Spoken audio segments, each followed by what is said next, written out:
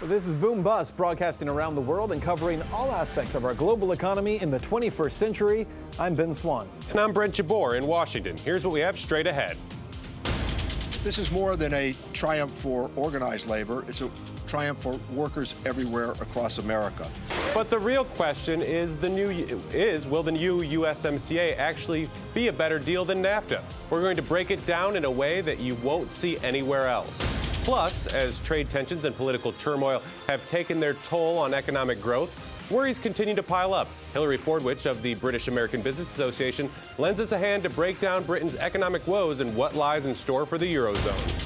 And banks across the EU are laying off employees as other banks are merging to try to keep up with the proliferation of online banking. So what does the future look like for the banking sector? RT correspondent Natasha Sweatte and Public Citizen's Bartlett Naylor will break it down for us. So much to get to on this very busy day. So let's get started.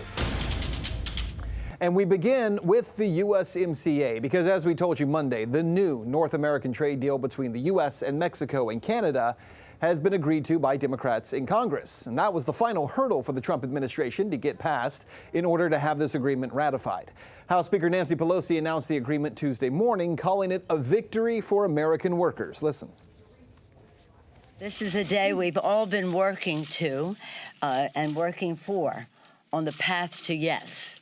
We were in range for a while, but until we could cross a certain threshold of enforcement for our workers' rights, for environment, and for the prescription drug issue, as you know, they were three of the areas that we had put out there. Well, so here's the problem, though. Everybody on Capitol Hill is patting themselves on the back for this historic, incredible, deeply meaningful trade deal that will impact workers in such a positive way. But can we just tell the truth here? Because politics aside, the USMCA isn't a great trade deal. It's, in fact, only a little bit better than NAFTA. So come here, let's go back over here to the wall where we can break down exactly what is different about this particular deal compared to the original NAFTA. Because remember, President Trump campaigned that NAFTA was the worst trade deal in history and the USMCA is the best. There are two major components to the USMCA that supposedly make it a better deal than NAFTA. The first is labor standards. So here's how Democratic Congressman Richard Neal, the chairman of the House Ways and Means Committee, put it. But this is more than a triumph for organized labor. It's a triumph for workers everywhere across America. In terms of the working group members, I want to say that they strengthened the labor standards. They strengthened the environmental chapters. They enhanced the verification mechanisms for environmental trade. All right, so what is significant about the labor part of the deal? Well, among other things, this agreement requires that 75% of automobile components be manufactured in the United States, Canada, and Mexico in order to avoid tariffs. That number, though, was under NAFTA, it was only 62.5%, so it's really not much of a change. The USMCA also requires that 40 to 45% of automobile parts be made by workers who earn at least $16 an hour by 2023. And by the way, Mexico has agreed to allow arbitration over labor disputes, which is certainly a positive for workers in Mexico, but it doesn't really affect American workers. Again, Congressman Neal. With the unflinching leadership of the Speaker, we also secured important changes in USMCA that preserve Congress's ability to change U.S. law to address the crisis we are facing with respect to high prescription drug prices. Okay, so what are they talking about here? Well, the other big issue with the USMCA was that it originally, as it was written, would have extended patents on biologic drugs to a 12-year patent protected across North America. That would have been bad for Mexico and Canada, which don't have such long patent protections on drugs, and therefore both countries have many more generic drugs than the U.S., right? But the USMCA doesn't do anything to help U.S. drug prices because it only preserves Congress's ability to change the 12-year patent period in the U.S. And there is currently no effort to actually change that in place. There is no question, of course, that this trade agreement is much better than NAFTA. But in terms of our work here, it is infinitely better than what was initially proposed by the administration. Yeah, but ultimately that's not true. Nancy Pelosi and House Democrats have not given us a significantly better deal than NAFTA, and President Trump hasn't either. And here's the most important reason why. Because NAFTA decimated the manufacturing industry in the United States. According to Commerce Secretary Wilbur Ross, the USMCA, get this, is expected to create 176,000 new jobs, with a possible 589,000 new jobs created over the next 5 years. Compare that with NAFTA, which according to the Bureau of Labor and Statistics cost 4.5 million U.S. manufacturing jobs. The reality here, the USMCA is not bringing those jobs back. It's not going to bring manufacturing back to the United States. It's not going to mean more money for American workers. And Brent, it's not going to mean lower prescription drug prices for American consumers, period. And meanwhile, with all these trade disputes between the U.S. and North America and the U.S. and the EU and the U.S. and China, for that matter, a huge impact has been made on the World Trade Organization. The WTO has now lost its ability to intervene in trade wars. That is because for 2 years, the Trump administration has blocked appointments to the WTO's appellate body, which acts as the Supreme Court for international trade. 2 of 3 members have exited, and now the WTO is unable to issue rulings. And that also includes, by the way, negotiations with China over soybean production and purchases. It's a major part of the U.S.-China trade negotiation, and it's been over how many soybeans China is going to purchase from U.S. farmers. Now, while that dispute has been underway, though, Brazil has been racing ahead of the U.S. as the world's largest soybean producer. The Latin American country will, for the first time ever in early 2020, get this, overtake the United States as the largest soybean producer. President Trump has threatened to impose tariffs on steel and aluminum from Brazil and Argentina in response to what he called weakness in their currencies, which he says is, quote, not good for our farmers. Argentina is the 3rd biggest soybean producer in the world. And the United States Labor Department reported Tuesday that worker productivity in the 3rd quarter of this year fell by the largest amount since 2015. Now, the government says non-farm productivity, the metric of hourly output per worker, decreased at a 0.2% year-over-year rate in the last quarter. Now, from 2007 to 2018, productivity increased by an average annual rate of 1.3%, which is much below the average annual rate of 2.1%, which we saw from 1947 all the way to 2018. Now, the Labor Department added that American GDP grew in the 3rd quarter at a 2.1% rate, revised up from the initial estimates of 1.9%.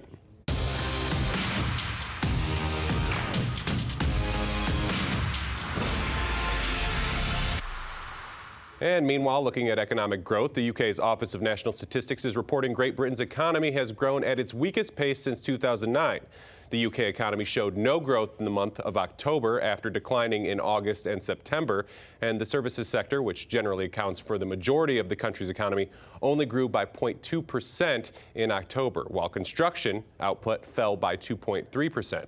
Gross domestic product in the UK was up just 0.7% year over year for the month, which was the slowest annual rate growth in 7 years. Now, there are plenty of factors at play here, so let's get right to an expert. Hilary Fordwich, board member of the British American Business Association, joins us in studio. Always great to see you, Hilary. Pleasure. And I mean, when you hear these numbers about what's happening in the UK economy, I mean, what is affecting this growth that is the slowest since 2009? Well, a couple of factors actually there, Brent. One, you mentioned the construction down. Actually, it was one of the wettest falls, or as it's called, autumn in England. Wet in England, that's a surprise. Exceptionally so, but it was one of the wettest ones, and that really did impede construction. I think what you've also seen is a lot of stockpiling leading up to all the political uncertainties, of course, impending election coming up. So I think there's been a lot of stockpiling. That has also slowed things down. I will say, though, that the pound has hit an 8-month high, as per The Guardian. I mean, it was reported yesterday, I think it came out, it was 131. And the BBC has said that employment is at the highest rate it's been in over a year. So I think you've seen some kind of conflicting factors there. I think what it is that the UK, next to the US, is one of the largest global trading nations. And this is also related to a lot of what's happening in the globe, which is the global slowdown. So if there was, say, a resolution to this US-China trade war and all of the trade wars that are going on, we might see a bump in the economy in the UK. I think you will in lots of places also, yeah, because the worst thing for business always is uncertainty. As soon as there's certainty, businesses plan around it, they invest more, they produce more, and they can plan. Yes. Let's talk about this report that came out Monday that Germany's industrial sector dropped more than 5% in October. It seems like it's been trending this way. It's the worst rate since 2009. And again, we're watching this trend take place. We're seeing the worst economic growth since the last global recession. What does this tell us about the European economy? Maybe more specifically, though, we've talked about this before, the German economy. They have some real challenges when it comes to the industrial sector. Yeah, they absolutely do. And you're right. And it was bad in September. It was worse in October. Yeah, I think what's actually the most scary of concern for the European economy is that Germany is sort of the bellwether of Europe. So if production is down in Germany, that is a bellwether of what's going to happen across the entire EU. And I think, again, it's to Brent's point that he just mentioned, I think a lot of it is due to global uncertainty. I think there hasn't been the investment, there hasn't been the production, and certainly trade negotiations, and particularly, of course, everything that's happening with the EU and the UK, that has impeded German production, particularly cars. The Germans sell 1 in 7 cars goes into the UK, and German car production has suffered due to that. And you did mention that they're kind of a bellwether. Is part of the reason that they're a bellwether because Germany doesn't prop up its economy the way that some of the other EU countries do? Yes. All right. And now sticking in the EU, in another strong economy for the EU, in France, we've seen 800,000 protesters have taken to the streets on the changes of the country's current retirement systems. Now, demonstrators are made up of union activists. There were airport workers joined them on Tuesday, as well as teachers. As you can imagine, and this is over pension reform. Yeah. Now, as you can imagine, this is causing a lot of turmoil. But what is going on here in France? What do we need to know about this? Okay, a couple of things, actually. I mean, the worst thing is, I mean, obviously, everywhere's been closed. Schools have been closed. The restaurants have been closed. When the restaurants close in France, that's when you know things are really bad. If you talk about the rate in England, but when restaurants close, it's really bad. What this all goes back to, actually, is 1995, when Jacques Chirac failed to secure the whole underpinning for the pension plan. So you think about the pension in France. Pensions in France were instituted in 1956. Well, in 1956, the life expectancy was 50 to 60 years old. It's 82 years old now. The failure of European nations, and we've had this across the world. I mean, you've had riots in Russia, and in the US there's been talk about the pension issues that we have here being underfunded, is that what should have happened is when pensions were instituted, they should have been indexed to life expectancy. Then we would have had no problem. I mean, you wouldn't have riots if people said, okay, well, your baby's life, that will be, working until your baby will be working until they're 70 or 80. Nobody will be rioting about what their babies had to do. They're rioting about themselves now or in the near future. So the underpinning of the problems in France is the failure to index life expectancy to pensions. And people are outliving the pensions. You were supposed to have a pension for a couple of years after you retired, and states can provide for that. We simply can't provide across the world for 20, 30 years on pensions. And we could do a whole show about both sides of that argument for sure, but right now we're out of time. Hilary Fordwich, board member of the British American Business Association. Thank you so much for joining us today. Pleasure, Brent. Well, Japan is getting pressure from the Trump administration to choose a U.S. defense contractor to replace its F-2 fighter jets. Tokyo has been considering British company BAE, which is currently developing a 6th-generation Tempest stealth fighter. The current F-2s will be retired around 2035, which means that plans for their replacements begin next year. Tens of billions of dollars will be spent on this project, which is why the Trump administration is now attempting to apply pressure to Japan to push them to send that contract to a U.S. company. In July, the U.S. said it would request a 4-fold increase to $8 billion when the allies renegotiated the special measures agreement that determines how much they pay toward maintaining their alliance. President Trump has made Japan nervous by threatening to withdraw troops unless Tokyo pays more. But he has also simultaneously touted Japanese purchases of U.S. weapons in his meetings with the Prime Minister of Japan. The U.S. has proposed jointly developing a fighter, get this, based on the F-35 and F-22, but they would also limit the Japanese technology, resulting in a black box fighter with no access to the source code required for independent upgrades. And that's something that many Japanese lawmakers say is essential for Japan's sovereignty. And time now for a quick break, but hang here because when we return, banks across the EU are laying off employees as other banks are merging to keep up with the proliferation of online banking. What does the future look like for the banking sector? RT correspondent Natasha Sweatte and Public Citizen's Bartlett Naylor will break it down for us after the break. And as we go to break, here are your numbers at the close.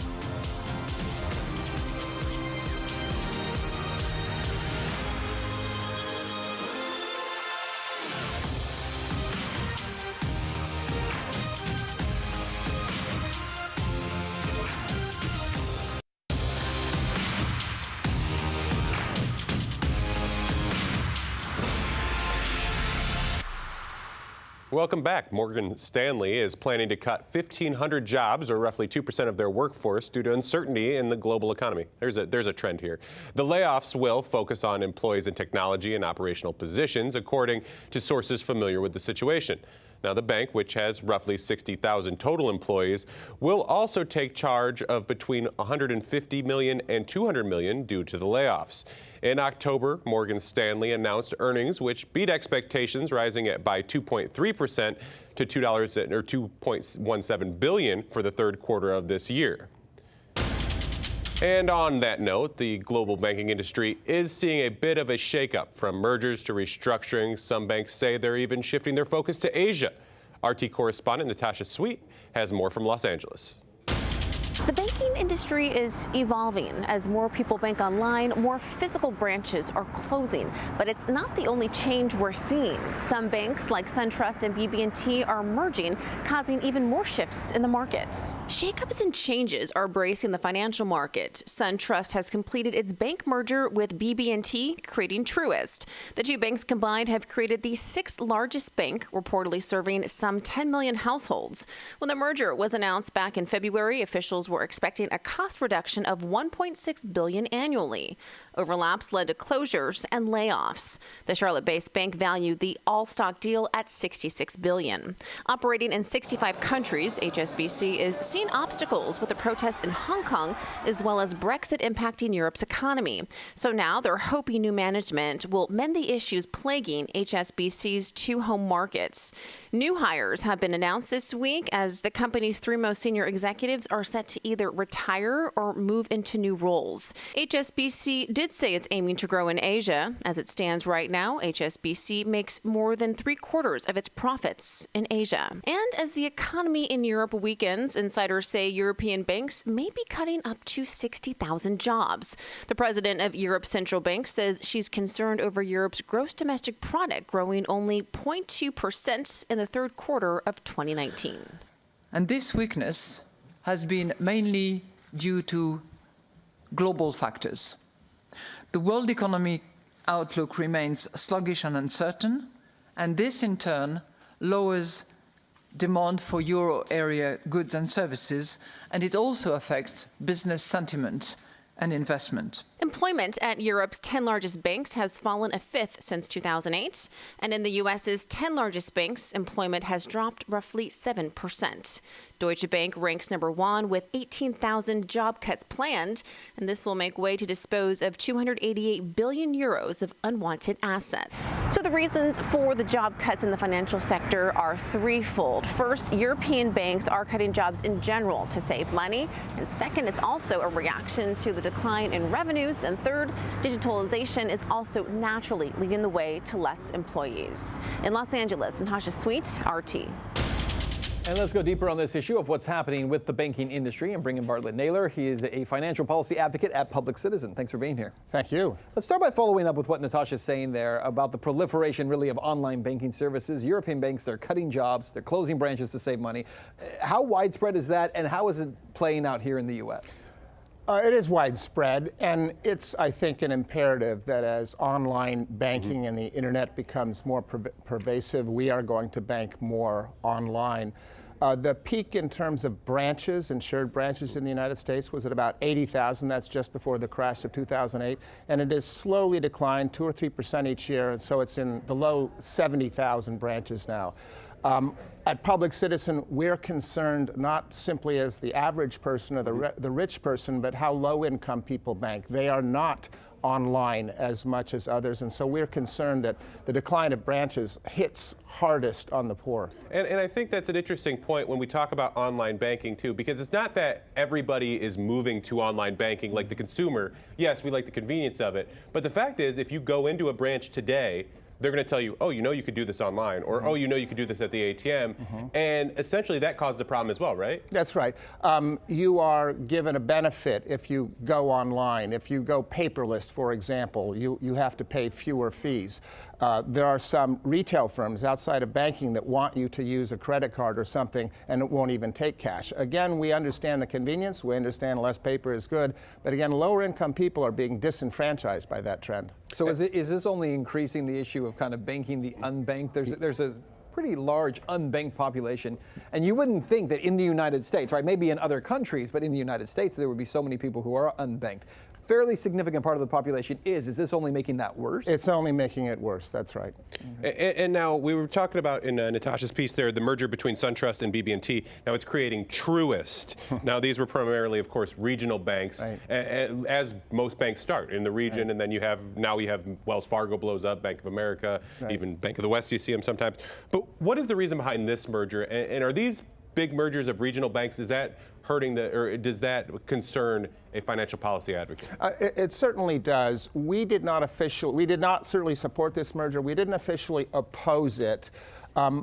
Since the 1980s, when interstate banking became legal, you have seen a fairly consistent consolidation of the industry, from 16,000 banks down to 6,000 banks. That by itself is bad for consumer choice. The problem in the Southeast, where BB&T and SunTrust operated, is that while that merger doesn't actually create a lack of choice, you got Wells Fargo and Bank of America dominating with almost 50% market share. So you already have the problem of lack of consumer choice. Truist doesn't make it that much worse, but it's certainly not a step in the right direction. Why are they doing it? They call it synergy. It means they can have one person do the job that two people used to do. And honestly, I worked in my younger years at Wells Fargo while they were going through the Wachovia merger, and that was exactly it. Trying to figure out where they could pare everything down in markets that, I mean, they obviously wanted to grow beyond the markets, but the fact was they had places like Atlanta where they had both Wells Fargo and Wachovia, and they had to figure out how to pare all that down, which meant cut jobs and make it easier on us, right? Right, right. Well, when you have a situation with Wells Fargo and fewer options in terms of consumer choice, it also makes it easier to get away when you have issues like the banking scandals they've had, opening up checking accounts in people's names without their permission. When there are fewer choices to go to as a consumer, you just kind of have to take it in some cases. That's right, and the scandals we've seen happen almost weekly, bi-weekly at Wells Fargo. Because there isn't that much choice, the other big banks have similar problems. And if you ever tried to change your checking account, it's a pain in the behind. It's pretty difficult to just say, you know, instead of shopping at Giant, I'm going to shop at Safeway. It's not so simple with banking. Let me ask you about HSBC. Natasha mentioned that as well. They're going through a significant number of changes right now, but especially at the top right now, we've seen a number of high-ranking executives either set to retire or being shifted and moved to other positions within the bank. What's happening there? Well, I like to think of it as a too big to manage problem. If I'm rowing a canoe, I have a lot as an individual influence over the direction of that canoe. With a company of 250,000 people, it's pretty hard for one guy or two guys or three guys at the top to actually make change, to respond to a problem in lack of derivatives trading or mortgage interest rates are rising or falling. And so one can scramble the deck chairs as quickly as possible or as frequently as possible. It's not clear what is going to change with an empire, and HSBC certainly is, of a $3 trillion bank of 200,000 employees. It's just very difficult. So I think what you're seeing is wandering around in the dark right now. I don't know. I doubt they know what's going to work. Yeah, Bartlett Naylor, the financial policy advocate, a public citizen. Thanks so much for your time. Thank you.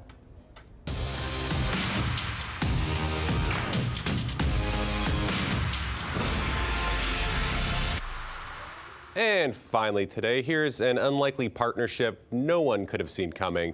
High-end fashion house Louis Vuitton and free-to-play video game League of Legends have released a cross-platform line of designer clothing.